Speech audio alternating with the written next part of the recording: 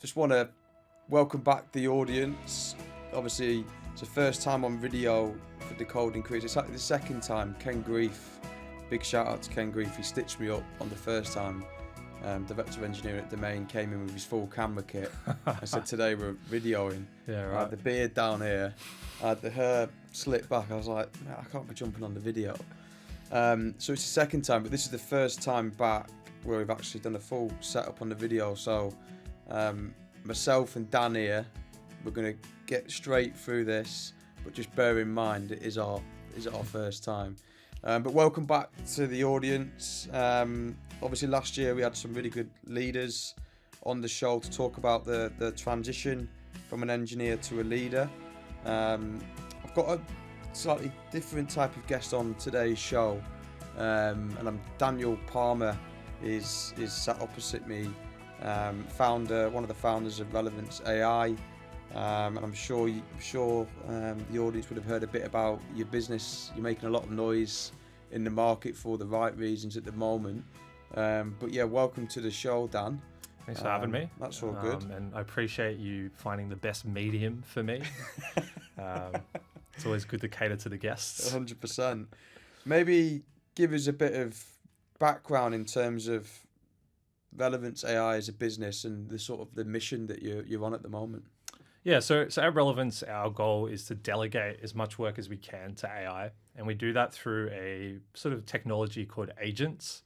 So agents are reasoning bots is one way to think of them, powered by foundation models. And so foundation models is a fancy word for something we've all heard a lot about lately. Large language models is a type of foundation model. Theoretically, we might have a large video model, and that's why we use that sort of blanket term. But these are bots that can be given dynamic work to do and instructed with workflows and sort of, like diagrams and all the things that you would use to instruct like an intern or a new employee, and they can go out and do that work autonomously.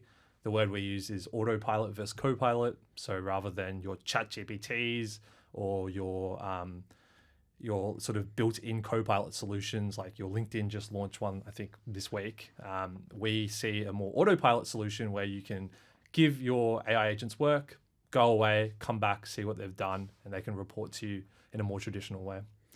Which is crazy, isn't it? Yeah, I mean, even for us, it's crazy. Like we've been around for 4 years now. Yeah. We've been playing in the AI space for that whole time. And this is not exactly where we thought we would be in 2024, but in a good way. Like I did not realize that AI technology in an accessible way was going to be able to solve this form of automation in 2024.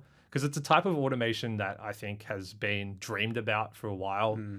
The thing I always talk about is like how, like even like the early pioneers of capitalism, and like I say this not to like be like a big neoliberal capitalist, but just like even from the theory of early capitalism, they always talked about how technology and the capitalist system would lead us to working less. And I think it was, I don't want to misquote, I think it was Friedman who said that we would have a 5-hour work week. Oh, wow. Like eventually it would converge to us just doing so little work because we could automate so much.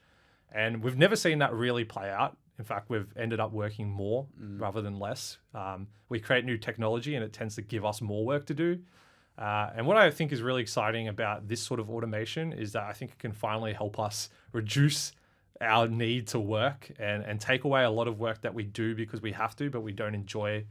And so, exciting, interesting world. Yeah. And with that, though, if the AI, the automation piece is working and it's streamlined, wouldn't it create more work for yourself, but doing the work that you can have more impact and more the work that you're going to enjoy? 100%. Like that is definitely, especially the initial impact of this that we're seeing. So the companies that we work with, we've not found them wanting to like replace workers or like replace existing work and just delegate it away entirely to AI. Generally, what it allows them to do is either restructure that positions they have so that they can do different types of better work. So for example, our flagship agent right now is a sales agent. It particularly looks at the sort of roles that an early BDR would do. And so a lot of that is like cold prospecting, research, sending out emails, replying to emails, then booking calendar events for, your real salespeople who take the meetings. We're working with companies who want to give their BDRs more responsibility. They want them to be able to take some of those meetings and actually make an impact at that sort of more fulfilling level, rather than doing all of that grunt work that really they just shouldn't have to do. So yeah, in many ways, it allows people to restructure what human work looks like rather than just take it away. And other things we've seen are like there are all sorts of resources and types of work that companies have that they just don't take advantage of or even have time to think about, because they just don't see an ROI on hiring a team to go take advantage of that resource or do that type of work. That if we can quickly allow them to delegate that to AI, there's all sorts of like new resources and potential for companies that previously just kind of sit in cold storage. Nice. Yeah, it sounds interesting. It always sounds too good to be true, though, doesn't it? But it's like did a bit of reading on the business before, like 6,000 customers, users within like a space of 3 months, and this was an article back in December, so I can probably appreciate there's been a few more users that have jumped on recently. Recently had your round of funding as well. I think it's 15 mil Oz. So it shows that, and with some good investors behind you as well, it shows that you're onto something, and it's an exciting time, and you've only been running for 4 years, as well. So it's crazy how sort of fast you guys are growing. Yeah, I mean, it's definitely felt like in some ways we were too early for this. For a lot of we started in 2020 as a vector database. So maybe some of the engineers listening will understand that's like a niche form of data that you can use to do things like semantic search or clustering. And that was our world for 2 years, working with unstructured data and trying to figure out how to use vector embeddings to generate insights. We really felt at that time that we were too early on the vector idea. Like we'd go to companies and be like, hey, we've got this concept. Do you guys see a need for it? And they're like, well, what is a vector? And then we have to explain that. And then maybe eventually we got better at just selling the benefits. But there was just this sense that this wasn't the best way to utilize vectors. And what's interesting now is that like a really core part of how people use LLMs in production for like interesting use cases like what we're doing is actually powered by vector databases as like a fundamental piece. There's a concept called RAG, which is just a fancy acronym for using vector databases to give your LLMs relevant context so that the LLM doesn't have to store everything. It can kind of pull from the database. And so that's a really fundamental technique at the moment in our space that it's funny for us to kind of look back on and be like, yeah, so we did figure out one of the key pieces. We just got it too early. But finally now it feels like the world has kind of coalesced around what we were building. And so it's been an exciting year and a half since ChatGPT and stuff came out. Yeah, because it's definitely a buzzword at the moment, the AI. Everyone's talking about AI. But yeah, that's interesting. Well, let's jump a bit more talking about your background. So notice that, and I'll let you sort of run me through it, but notice that you come from like a content sort of marketing background, which is really interesting in terms of having a different perspective on the show. Maybe if you want to just we'll start with just talking through your journey and then what made you sort of transition into that sort of engineering route. Yeah, it's a tragic tale, my journey now. So from a young age, I was around code all the time. My dad was a software engineer. Me and my cousin, who we grew up together, we were obsessed with building things, and we were always building websites. We ran one of the world's biggest RuneScape forums for a while, then one of the world's biggest Yu-Gi-Oh forums. We were all over that sort of thing. We were in Microsoft Publisher, and really like enjoyed dabbling our hands in that sort of like really basic coding, HTML, CSS, the early no-code tools essentially. Always been obsessed with building things. I think something about my dad being an engineer almost turned me off like pursuing that as a career. I kind of wanted to like try to attack it from a different angle. And so I always thought that like, okay, business, that's how you build things when you're an adult, you know, like you don't make Yu-Gi-Oh forums, you make some sort of business, right? So out of school, I went into uni, studied commerce. I thought marketing would be the sort of branch of commerce where I'd be able to flex my need to be creative and build things because, you know, building ads and marketing campaigns felt like that sort of work. very quickly realized that no, this is not like actually the hole I was trying to fill. I really craved the more technical layers. I wanted to get into the details a lot more than I was possibly able to do in marketing. And I wanted to actually get involved with the product. The good thing about studying marketing is that it led me into my first internships. And so I interned at a couple of startups where I just fell in love with the atmosphere at these startups. And most importantly, got to sit in with, these are small teams sitting right next to the engineers, with the product designers, and really just started to feel like, okay, now I'm starting to understand what the role looks like, where I can make that contribution I was looking for. And so I worked a couple jobs as a sort of content creator at startups, and probably the last couple of people who hired me in that role would have seen that my eyes were not on the game of marketing. I was just soaking up what the engineering teams were talking about, and started learning the code on the side. I ended up actually dropping out of my degree before I'd finished it and going to do a general assembly, just part-time boot camp. So I'd be going to my marketing job, pretending to care a little bit, doing a bit of code while in my lunch break, and then going off and learning in the evening, until I felt confident enough to just commit to that fully. Started what became my first startup at the time, and really learnt how to code proper through that process of running my first startup, Tribefire. So yeah, that's like a speed run of how I got from commerce to engineering. Yeah. And then, so you first, obviously, did a bit of internships at the startups and stuff, and you went into a few bigger environments as well. I remember we were speaking about previously, and did you quickly realise that the startup world is for me? Yeah, I think what I've learned about myself is that it's not necessarily specific types of work that I'm good or bad at, but rather frameworks of work. And so I'm really good in situations of MVP and iteration. I'm good in fast moving environments, and I treat not just my engineering from an MVP iteration point of view, but even now my managing in that point of view. And I think that's where I perform the best. This is something I've learned. And as you mentioned, after I went through those startups, ran my own startup, after coming out of that experience, I was like, okay, I need to see what life looks like on the bigger end of town. And so I went to work at this massive conglomerate. They own a whole bunch of retailers in Australia, billion-dollar company.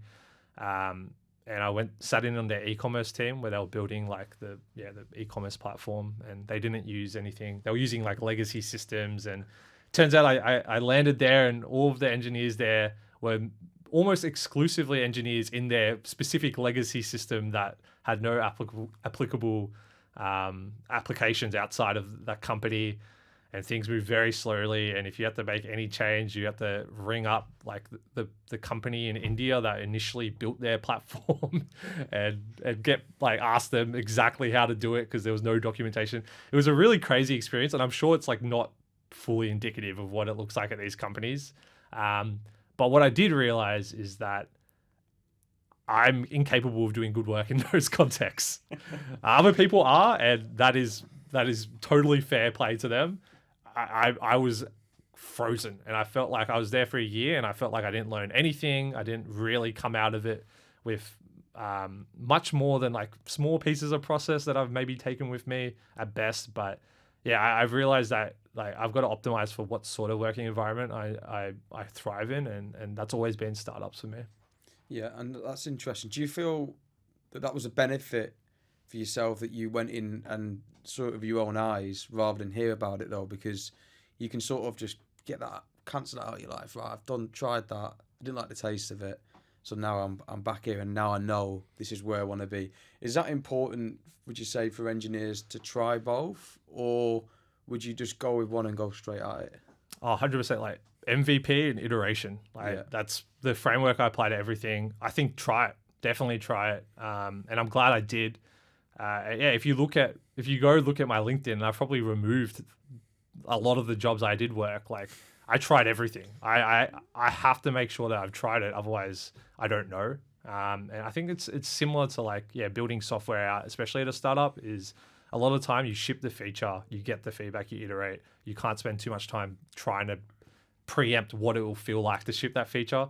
So I do think if there is a huge curiosity in you, you should try it out. And then you'll come out of it knowing about yourself and knowing about what you thrive in and what you like. And that information can't hurt. Yeah, okay. And let's talk a bit about the role at Relevance AI. Obviously, one of the founders, part of the founding team in terms of engineering.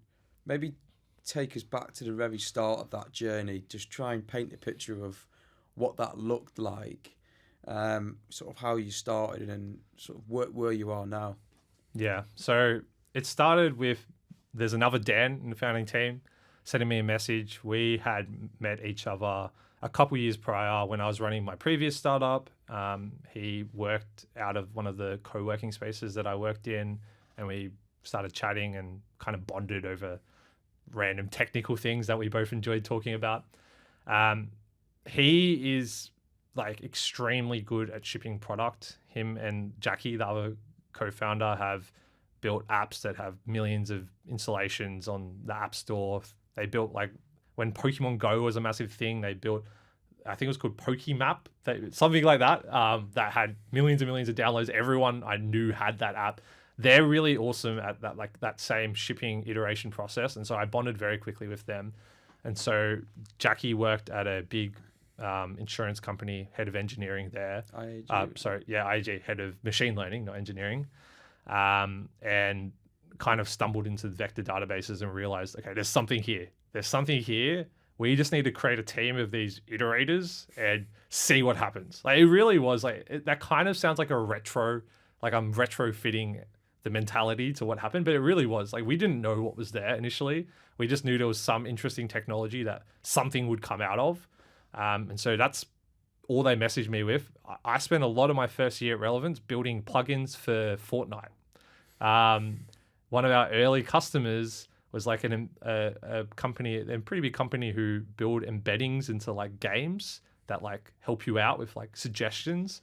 And so we were using vectors to build like an AI recommendation engine. And so I just remember having to boot up Fortnite.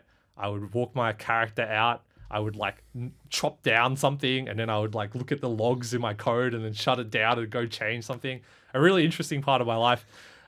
We tried so much and iterated so much. And I don't think we could have landed in the position we are if we didn't. We were never going to predict this is where the world went, as I mentioned. So I think in general, our biggest competency is like iterating and trying to sniff out good opportunities and just throwing our energy at them until we figure something out. Yeah. And then more from an engineering perspective then. Yeah. So obviously at the very start, you would have been hands-on, on the tools, coding all day. Yeah.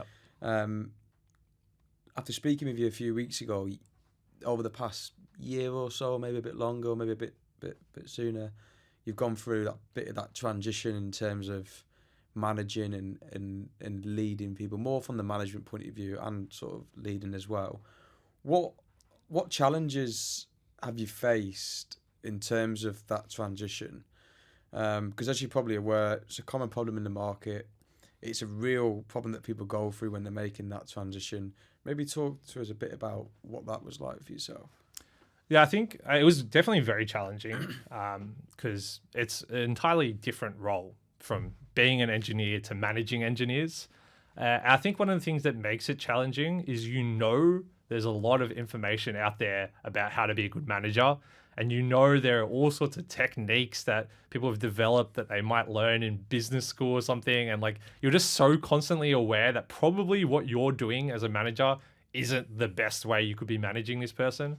And I think that was something that crippled me initially. Like, I was like, looking back, I don't think I was like the most effective manager initially. And but again, to bring it back to my core thesis that I didn't walk into here expecting to keep repeating, what I've since realized is that, that is the reality. You probably could be doing a better job with that managing process than you are.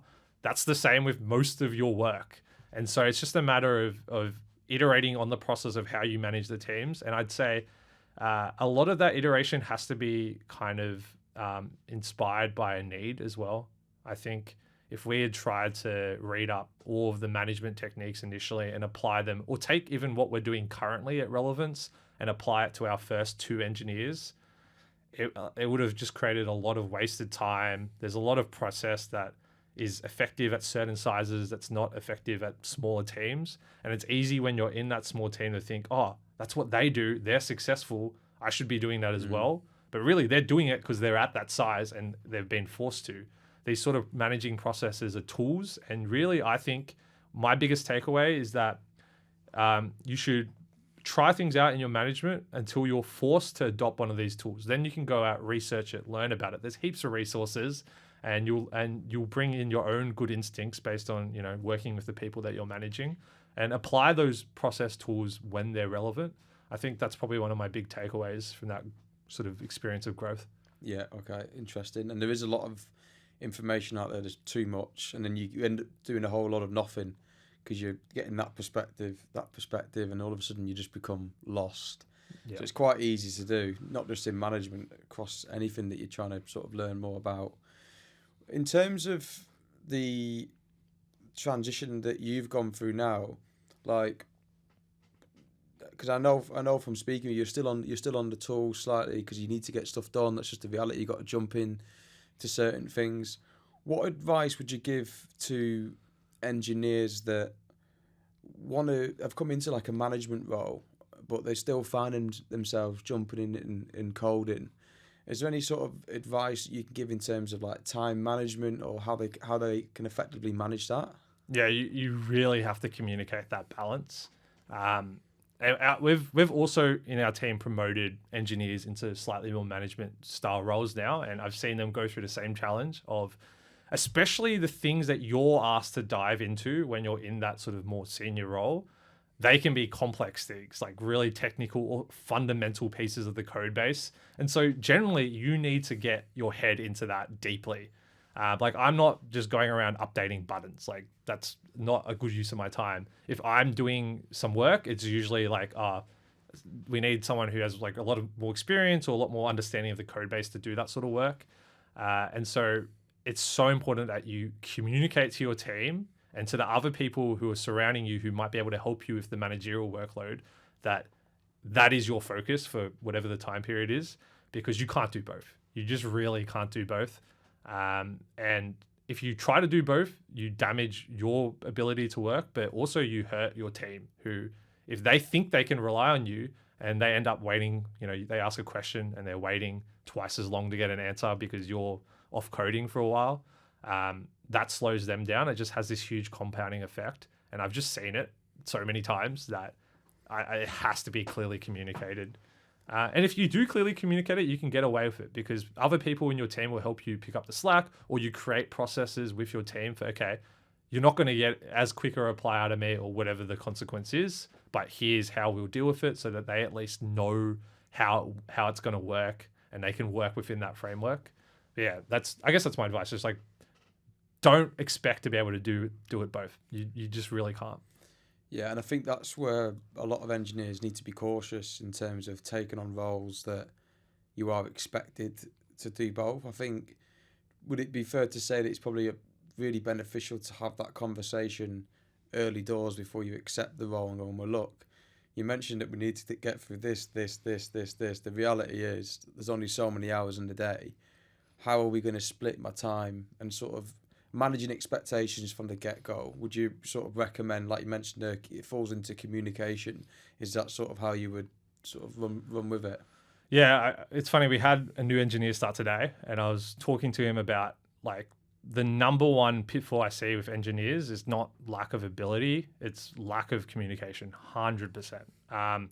They talk about managing up, and it's so fundamental because really, as a manager of people, your best interest is that they communicate everything that they're thinking to you. Otherwise, you're just kind of making some blind guesses, or you're setting estimations that are just entirely unreasonable.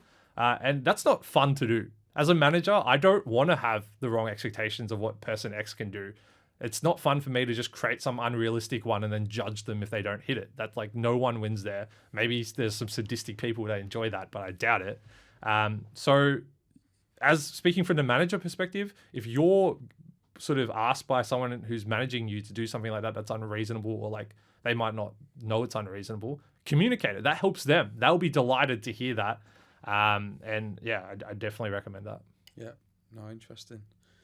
And what about, there's been quite a lot of conversations that I've had recently with engineering leaders in terms of the two different routes you can go down. Obviously, you've got the individual contributor route, or you've got the sort of lead people team lead route. How, like, there's a lot of engineers that are asking me, I don't know which route to go down. What sort of advice would you give to engineers that aren't sure of which route to go down? Yeah, I guess two pieces of advice. The first being that they're very different roles, and so it's not like a natural progression where you go from senior engineer to some sort of management role, and it's just like your previous job but upper level. It's a new job. You've moved almost horizontally there rather than vertically, and so have that expectation. Assess it like you would a new job. If I came and you're an engineer and I'm like, hey, do you want to go work as a firefighter? Yeah, like you got to think, like, is that a sort of work I want to do? I think you should almost have that perspective, like really treat it like a new job, and don't expect to be doing the same things or even flexing the same muscles. And it can be really rewarding, and I'm personally very much enjoying it. But I would set that expectation. And then the second piece of advice I had is that I think like there's many doors that you can go back through, and given that my perspective on life is to iterate, I think it'd be intellectually honest for me to say that you can try it. You can try going into like if you're a good engineer and they try to promote you into a manager role, and you don't like it or you're not good at it or whatever, they're likely to be happy to take you back to what you were doing before and doing presumably quite well. So feel free to try it would be my advice, because it's, as I said earlier, it's best to know, and don't feel like you're walking through a one-way door. Yeah, and I think that's bang on. And there's also the conversation I had with the same leader was, even if you go to tech lead, it's easy to transition across to team lead. It's quite easy, but the further you go up, the harder it is to transition. So I think like you said, trying to get it right at the start will make your life a lot easier. Now, lastly, we always talk about what we've done well, especially when you read a lot of books. It's always about what's gone well, what people have done well. What are the two biggest areas, like the mistakes that you've made in terms of transitioning, that you can maybe talk about to help other engineers not maybe fall in the same trap? Yeah, great question. Like I'd say one thing that I'm really bad at and didn't have to deal with as an engineer, but constantly have to deal with as a manager, is having tough conversations, like tough people conversations. And I would say I avoided that initially because it just wasn't the sort of thing I ever had to do. It's uncomfortable. And so I'd say for the first year of managing people, I would avoid the tough conversations, and inevitably that would hurt everyone involved.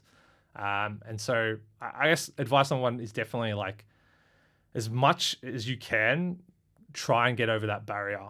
It feels painful, but it will help everyone if you're honest up front and have those regular tough conversations. And that's something we're still getting better at because it is tough. And personally, what I do is I like to lean on maybe some like other Dan. He's great at those conversations.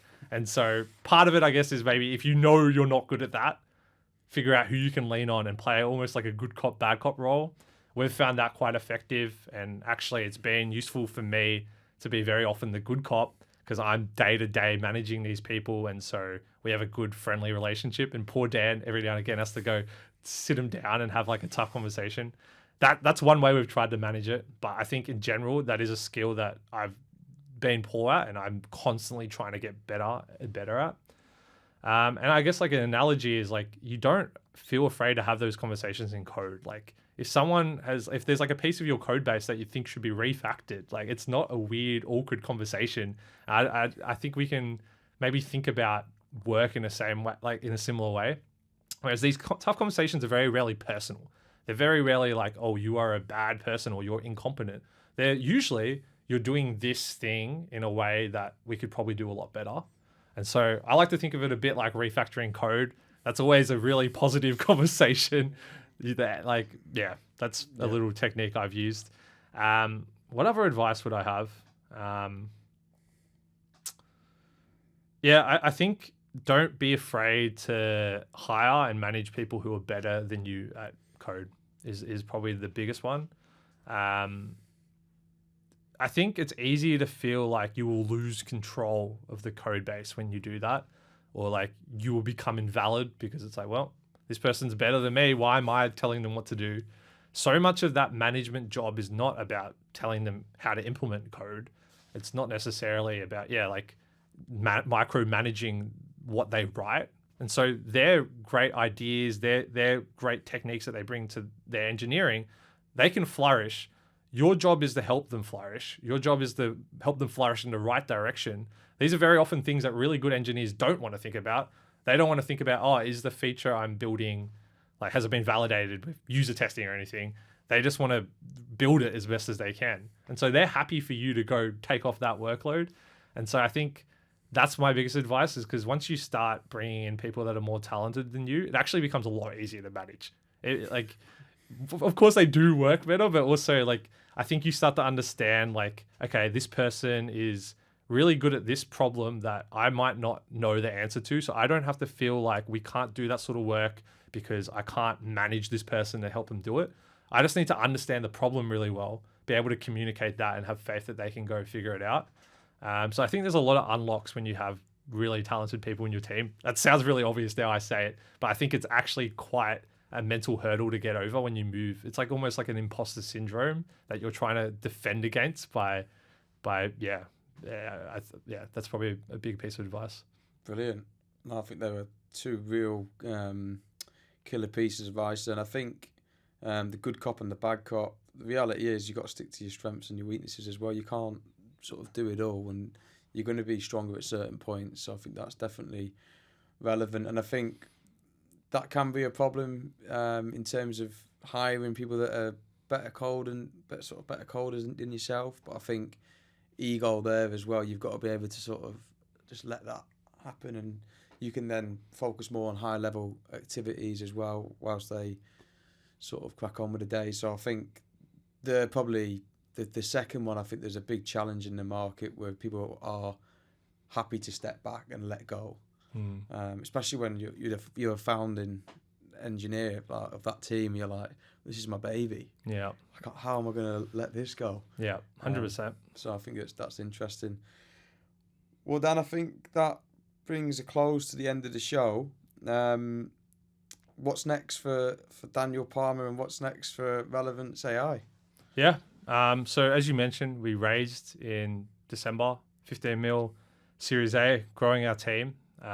Where we need more engineers. If you're listening to this and you want to work on probably I think like a multi-generational defining company, if we pull it off, and surrounded by some of the most talented people I've ever met, I'm constantly blown away by the talent we've been able to collect in our little team.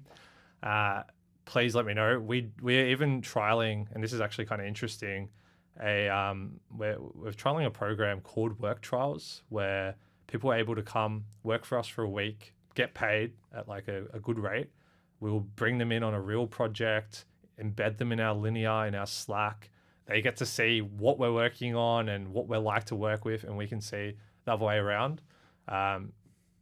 Feel free to message me if you think you're a good candidate for that, and that's a great way for us to both evaluate each other. But yeah, hiring engineers. So yeah. Sounds like a few engineers are going to take annual leave then. Look, no comment on how our most recent start did his work trial. No, brilliant. Well, look, really appreciate you coming on the show. It's been an absolute pleasure. And I've learned a lot myself, and it's exciting times for Relevance. But yeah, appreciate your time. Thanks so much. It's been fun. Cheers. Cool.